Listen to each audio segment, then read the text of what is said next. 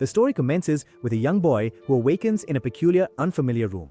As he slowly regains his senses, he perceives a woman leaning intently over him.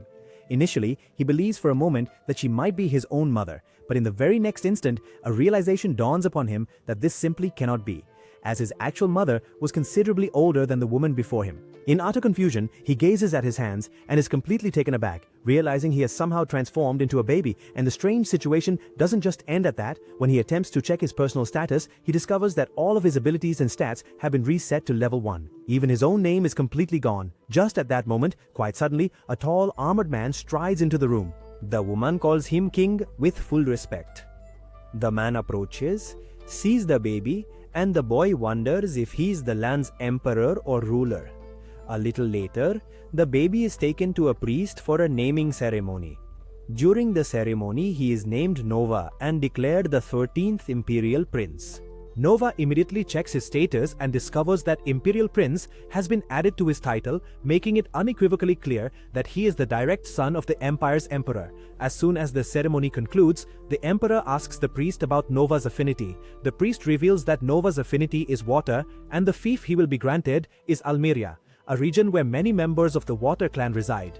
Upon hearing this, the emperor feels a slight sense of relief and then proceeds to instruct the priest to fully disclose Noah's complete statistics. The very moment the priest begins to recite these statistics, every single person present in the chamber is utterly dumbfounded. Every single one of Noah's attributes is already completely maxed out, and her water affinity has astonishingly reached the SS rank, despite the fact that she was born only a mere few hours prior.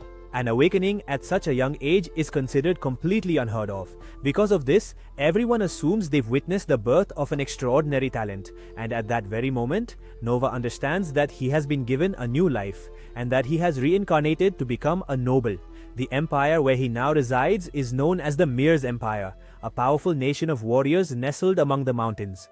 Its capital is situated in the open plains, and the empire is currently enjoying a golden age where both wealth and power are continuously expanding, and its culture is also quite rich and vibrant.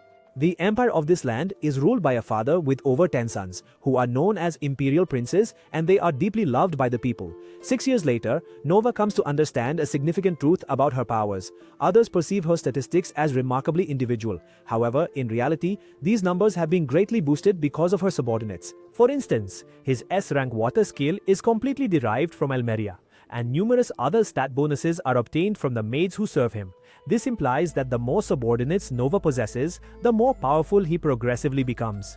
He also begins to suspect that his level might never reach a cap and could potentially increase without any end. Once the maids have him ready and sent downstairs, they immediately start talking amongst themselves about how truly different and special he is. Typically, children of this age are quite mischievous, but Noah appears calm, thoughtful, and far more mature than his years, which truly sets him apart from all the others. Evelyn, an expert in hospitality and a truly beautiful maid, approaches Noah during his lunch, informing him that the Crown Prince and the 4th Prince have arrived to meet him. She also conveys that they've asked Noah to comfortably finish his meal and then, afterwards, come to meet them. But Noah knows very well that the Crown Prince is a different kind of person, and she doesn't have the authority to make someone of that high status wait, so she immediately instructs the maid to take her to them at once.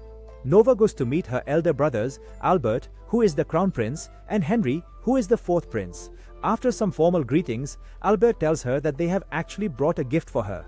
Just then, a scared and timid servant enters the room with a sword case in his hands. A dark and terrifying aura begins to emanate from that case, causing the entire room to become heavy and tense. After placing the case down, Albert then instructs his servant to open it. As soon as the case opens, Noah begins to hear the screams of soldiers pleading with Albert to spare their lives. The voices are filled with such fear and desperation that Noah immediately understands this is no hallucination.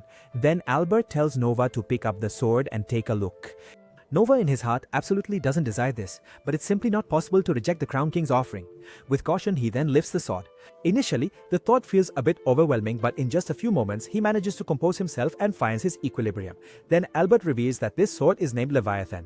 This is the sword of the water element, and it is widely regarded as the most powerful in the entire empire. So far, approximately 120 people have died just trying to master it.